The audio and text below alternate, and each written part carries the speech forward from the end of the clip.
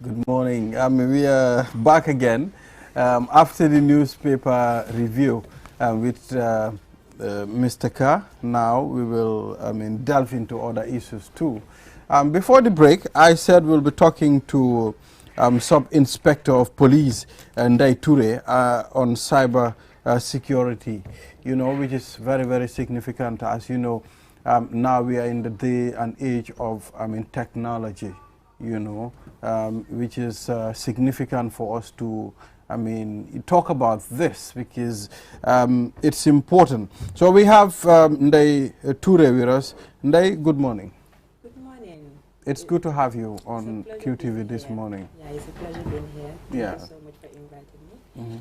And I'm very happy to be here, and I can't wait to talk about some of the cybercrime the Gambia Police Force is working on, and some of the cases that we handle, and how the Gambia Police Force, like Inspector General of Police Abdullah Sanyang, is working so hard to make sure that our citizens are protected. All right, we will come back to you. But Mr. Ade first, let's try and engage. Before we engage her, yes.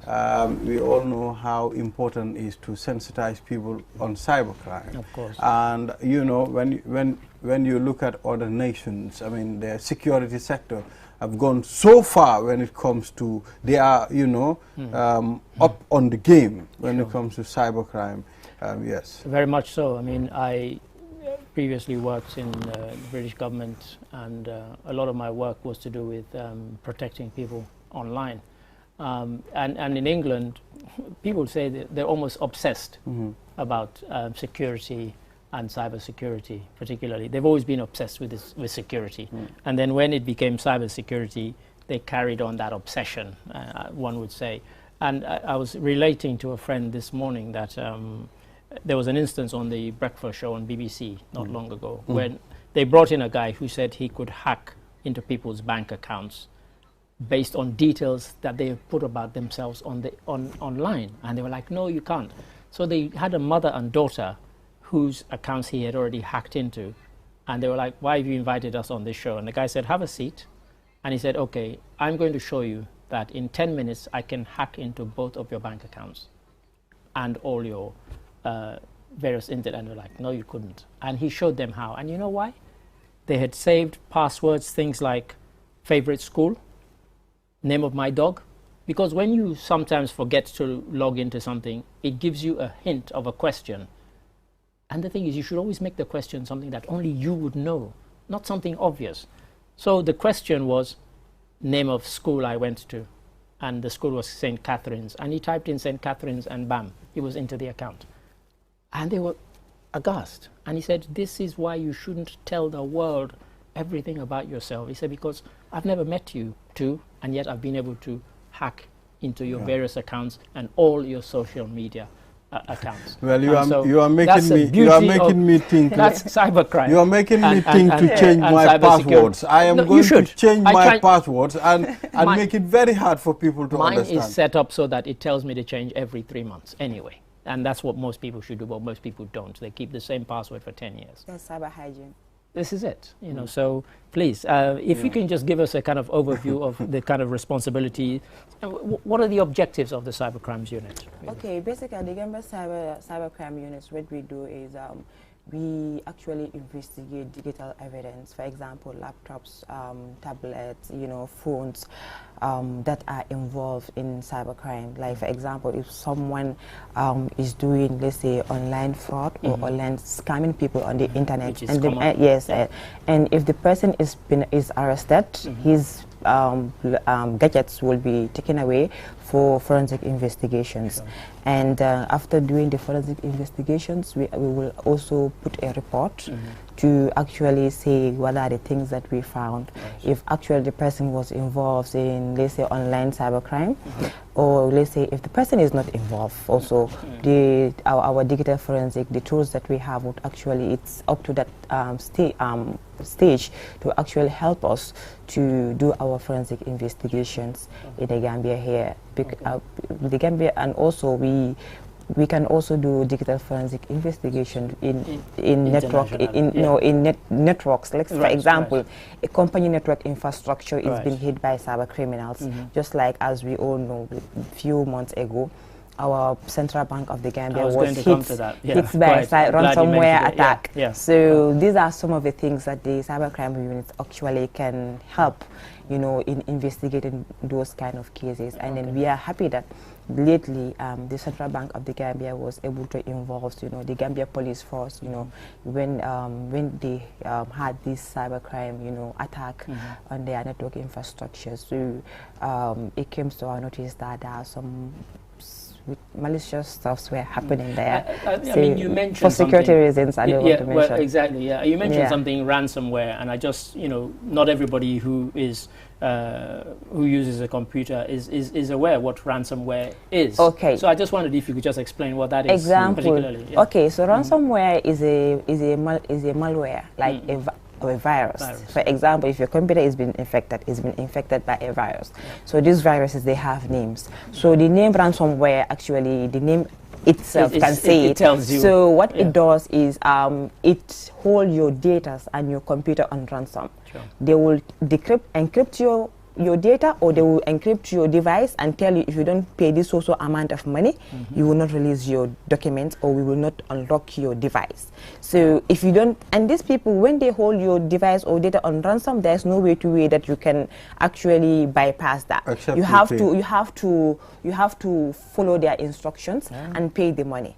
Or for example, also if you have backups of your data, you can choose to format the computer and continue.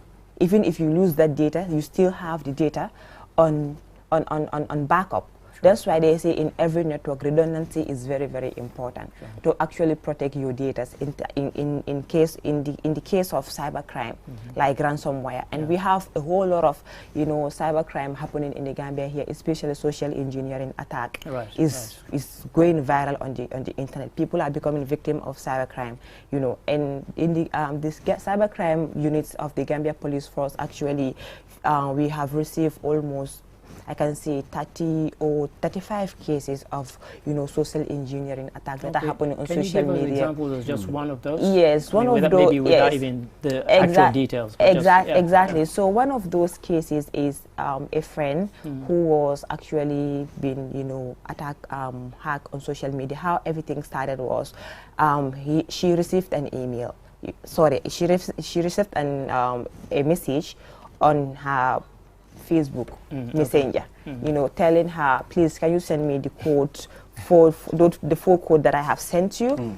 I couldn't have access to my account, so Facebook asked me to send it to you. So I can, if you send me that code, I will be able to use that code and, you know, have access to my Facebook account. So those are some of the tricks that they use. So as soon as you send them that code, they will automatically take over your account. You won't have access to your account. And most of the time, when you are creating Facebook, what it asks you is, in case you forgot your password or your username, there are some details that you need to input so that when you forgot, you can still use those details and recover your account. So if they hack your account, sometimes they can remove all details. Any details that is associated to your email, they will remove it.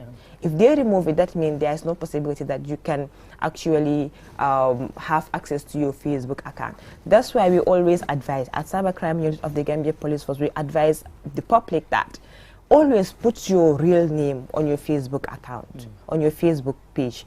And the reason why we are saying that is, in case if your account is being hit by let's say social engineering attack, because social engineering is a very serious attack. It can happen to companies, it can happen to government, it can happen to anybody. So if your if your account is being hit by cyber criminals, you can, if you put your real name, you can still contact Facebook and upload your identity card. It can be your passport, your national ID, you know, for them to actually verify that this account actually belongs to you, but it's been hacked by cyber criminals. So that is an opportunity for you to actually get back your account.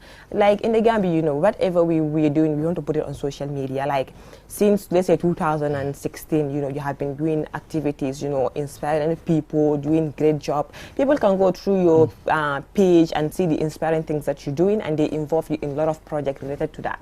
So if cyber criminals take over your account, it's like you have to start from scratch. You have to, you cannot go back and start posting all those things. So it can be a damage on your... I was wondering, if you hack my Facebook account, I go and open another one. But when she came up with that point, yes, you know, sometimes your Facebook is so dear to you, you cannot change it. I just very quickly, I know it's not particularly related, but when I was off Facebook for almost 4 years, and I had always used my real name, but when I contacted them and said, I want to get back on, they were like, how do we know this is you? So I had to start. So now if you go on my Facebook, actually it's got my surname first and my first name second.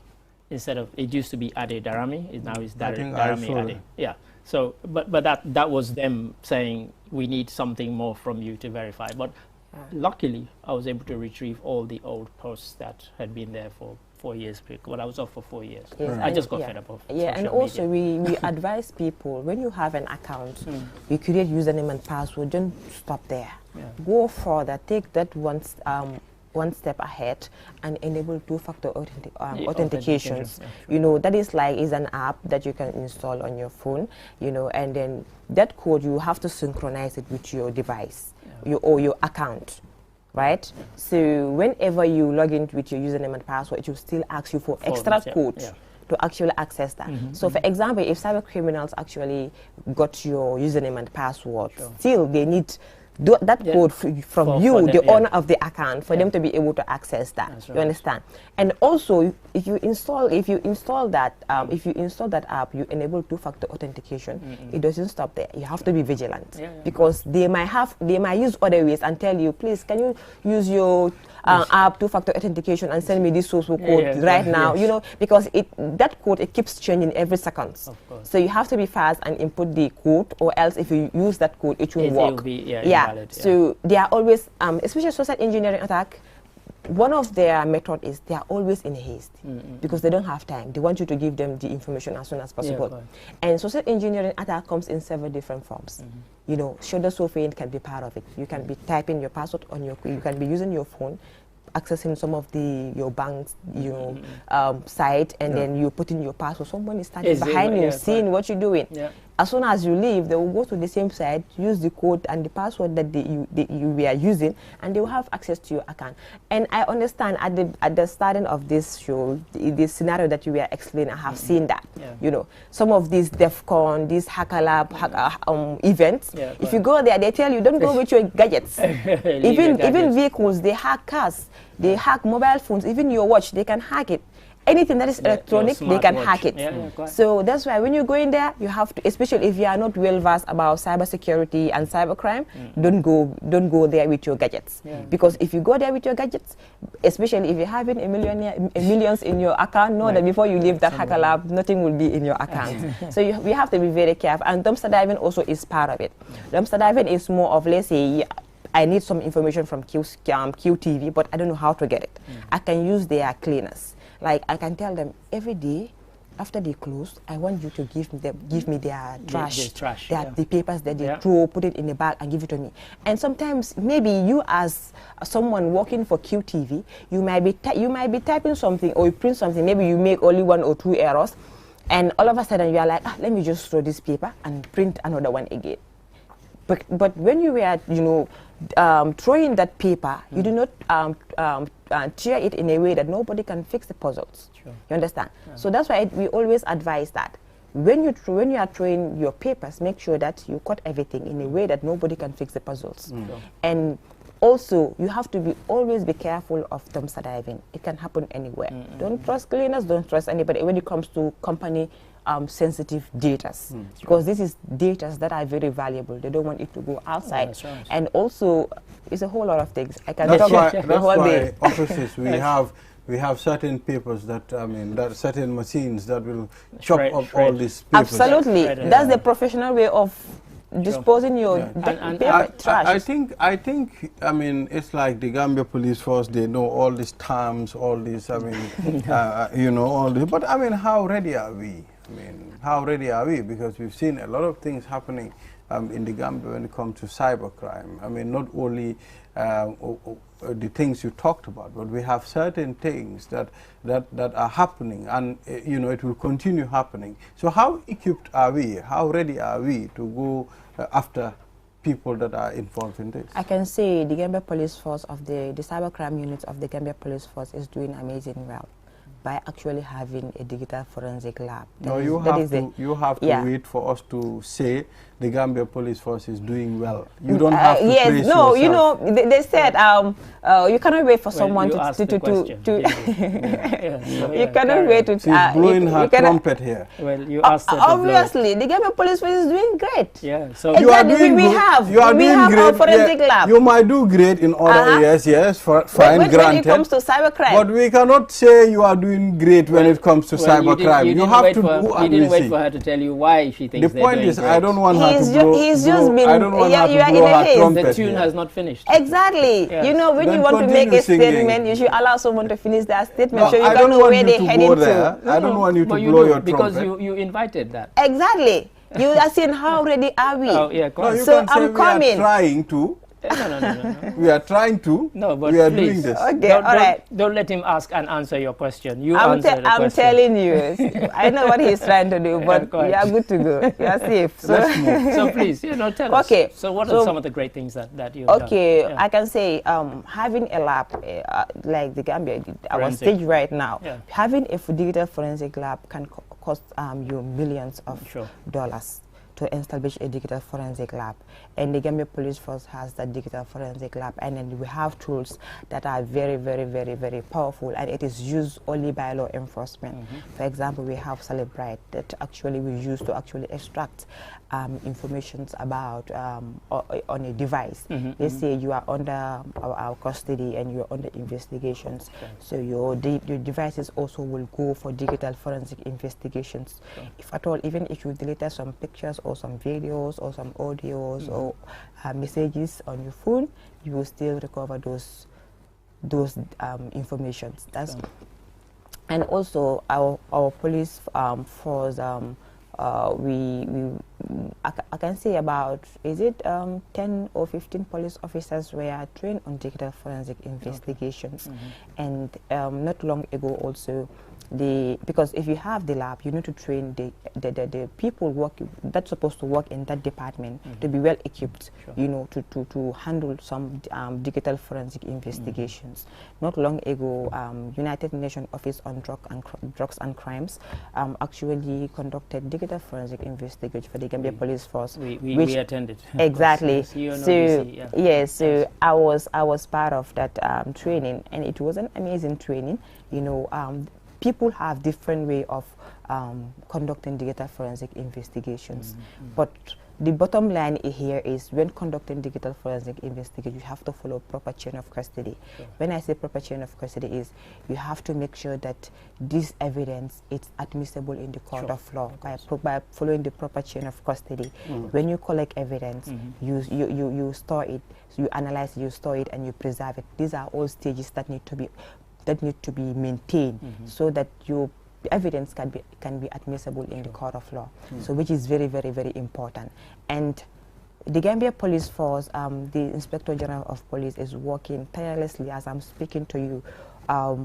There are more training to come when it comes to digital forensic for the law enforcement, because this is a concern. Cybercrime is becoming unbecoming in the Gambia here, and our Gambians are becoming victims of cybercrime by every day. So we feel it is a concern to actually, do something about this, and that's why I'm saying we are doing very great. So if somebody is watching this and they're thinking, okay, these guys are doing everything they can to protect us once the crime has happened, what advice would you give to Gambians about what they need to do to protect themselves against, rather than waiting for it to get to a point where you're then chasing somebody who has committed the what we can advise the public when it comes to their digital activities on cyberspace. We will say always make sure that you change your password regularly, your social media accounts regularly. Exactly. And don't use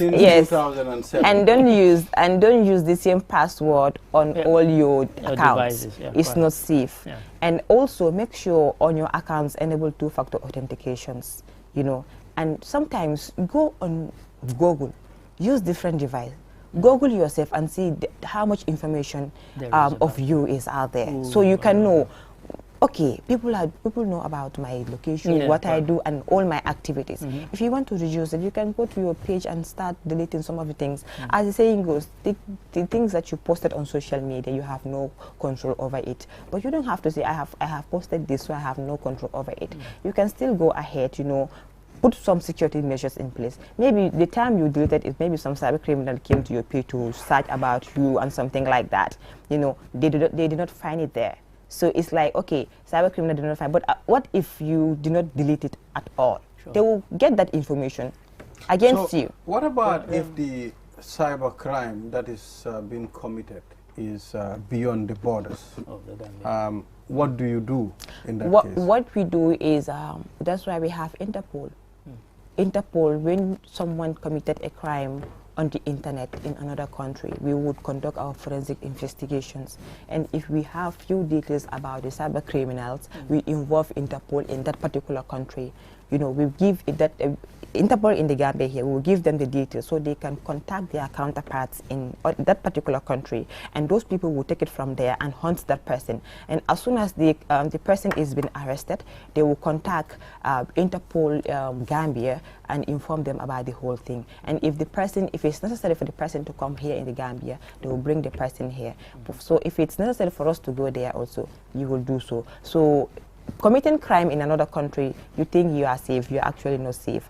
Let's say if you are not anonymous, sometimes someone can conduct cybercrime on the internet, but there are certain times, 5% of it, you won't be able to find the cyber criminal, you understand? But I can assure you that 80% of cybercrime can be prevented. Yeah, so those are the channels that we use. And sometimes also we use police-to-police cooperation. You know, let's say for example, I have a friend in Nigeria who is into cybercrime, and he is on the cybercrime department. I'm here in the Gambia. Let's say I am doing an investigation. So on my investigation, it shows that this person is living in Nigeria. So I can contact my other friend in Nigeria in their cybercrime department, tell him, hey, there's this case I'm investigating. So these are the details that I got about this cyber criminal. Please, can you go further and, you know, investigate it for me? Because it should be easier that way, since my other friend is in Nigeria already, can actually help me, you know, to get more information about this person, and the person can be arrested anywhere in the world. If you commit a cyber crime, it is illegal. Even there, they can arrest him or her, because what the person did is not, it doesn't go with the law. So if you break the law, you're supposed to be arrested. How often do we sensitize the general public on cybercrime? I think we need to be creating more awareness, more community outreach, just like last year. How often do you go on televisions and radio, tell people about this? As I'm speaking to you, the Gambia Police Force, we have our radio stations. Police Force? You only play reggae music? No, we don't play. Can you imagine that day I listen to Born the Ganja on the police radio? No, every Monday actually we talk to the public about. Should I tune in? Sure. Yeah, but this Monday coming. You'll be on this morning. Yes. Ndey Touray, I'm trying to doubt you here. Honestly, like. Should I tune in? Mr. Tune in. What's your frequency? Tune in live on air. All right, no problem. I'm just trying to tease you here. I know. I'm a police officer, so I understand some tricks. Yeah. Okay. All right. So finally, so you can go ahead. What we do is we create awareness about cybercrime. We talk to individuals, organizations, you know, and to how they can adopt the culture of cybersecurity, how they can protect themselves when it comes to, you know, cybercrime, when they face cybercrime. So these are the things that we talk to them about. You know, every Monday conducting, let's say every Monday having radio talk show about cybersecurity is one step ahead. You understand? To talk to the public about how they can adopt the culture of cybersecurity and what are the procedures that they need to take, you know, when they want to protect themselves. Or let's say if they are facing any kind of cybercrime on the internet, what are the things that they need to do? Or if they are confused, they don't know how to go about it. The Gambia and the cybercrime units of the Gambia Police Force is there to help them. Can I just quickly ask? You know, a lot of young people use digital devices. Do you have a policy of outreach where you go to schools and colleges, say at assembly time, and you give a talk to them about cybercrime and cybersecurity? I can remember last year, nationwide tour, cybersecurity nationwide tour, which was organized by our Ministry of Communication and Digital Economy together with the Gambia Police Force, the Gambia Cybersecurity Alliance, and other organizations. You know, we were able to reach to a lot of schools here in the Gambia, from here to Brikama, Banjul, within the combos here. You know, we reach out to the schools, you know, talk to them about cybersecurity and how they can adopt the culture of cybersecurity. You know, these are some of the things that we need to be doing. And the Gambia Police, so that's why the Gambia Police Force is always ready when it comes to this kind of thing. Cybercrime unit of the Gambia Police Force, we always want to be involved anything that will protect the Gambians from this cybercrime that is happening on this cyberspace. So do you have a helpline or numbers to call when it comes to cybercrime? Right now we don't have a number that we can actually give to people when they facing cybercrime for them to call. But what we do is we on our radio talk show, we tell them the Gambia Police Force, so the cybercrime of the Gambia Police Force is there. Whenever you're facing cybercrime, you can come to our head office. We will help you, because cybercrime units was established last year. So all that is part of our plans to find that, to get the number whereby people can just call us and say their issues and give us details about how everything went. You know, we can take proactive actions before they can even come to the headquarters, because we believe that someone in Basse won't be able to come to the combos. You know, someone in Basse cannot come to the combos just to complain, to launch a complaint about the issues that they are facing on social media. So those are all part of our plans. You see, I said to you, they are not serious. They don't have a number. I told you. That's the Gambia Police. Sometimes this is what we face. You don't have a number. Sorry, what about things like Facebook and Twitter, social media handles? You have those where you give out information on a regular basis? Actually, our Facebook, the Gambia Police Force Facebook page, actually, we don't use that to update people. What we do is we use, that's why I say we use our radios to actually talk to people about cybercrime and how they can adopt the culture of cybersecurity, to tell them what are the cybercrime that are happening on the internet. You know, in case if they see those kind of things, their mind will click, okay, I was listening to a radio, they were talking about this kind of thing. I think this person is trying to do that to me, you see. So the person will reflect back and won't do that thing, because everything starts gradually, you understand? What he is saying, everybody, I can say, that is his own, that is his own opinion, and everybody is entitled with their opinion. You can say anything you want. Yes. Cybercrime unit of the Gambia. Yes. Doesn't have a direct helpline, and that's the truth. We have to accept that. No, but we are also not denying that. Lines are very significant. We are not denying that. Am I denying that? Yes, but I'm not. Now I'm sending you to IGP. So I don't know. I'm sending you to the IGP. Tell IGP is watching. You need a number. As easy as that. Like get a phone, get a simple phone, put a QCell SIM card and call. If you want, you can come to QCell. We create you 4 digits or 3 digits, 112, or we call 331. What we are saying, we are not saying we will not get the number, but what we are saying is we are working on it. You understand? And this cybercrime unit was established last year. You understand? And we are trying to put a lot of we are trying to put a lot of things in place.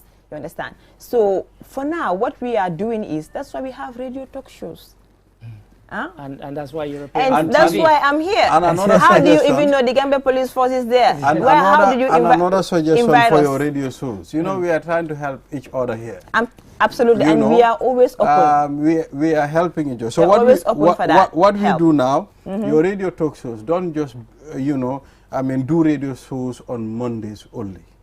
Do some recordings. Go to your recording studio. Cybercrime is a crime in the Gambia, and if you see this and that, if you see this, do a recording.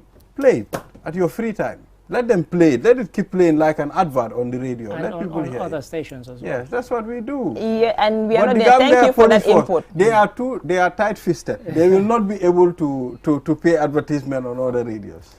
I'm just teasing you. You can give us that free air.